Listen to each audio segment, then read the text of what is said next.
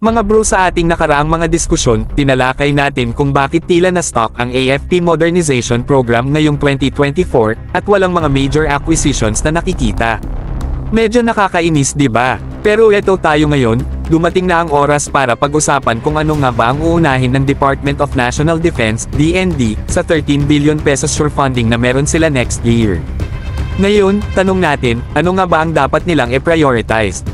Base sa mga balita at hints na lumulutang, mukhang malamang na mapupunta ang atensyon sa pagkuha ng Multirole Fighters, MRF para sa Philippine Air Force, PAF, upgrades para sa mga barko ng Philippine Navy, PN, dagdag na 155mm self-propelled howitzers para sa Army, at syempre, cyber systems para sa General Headquarters ng AFP.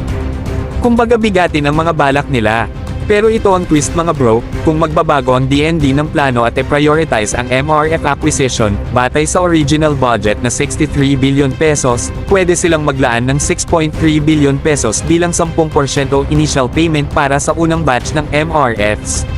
Solid na move, di ba? Para na itong down payment ng kotse, pero fighter jets ang usapan.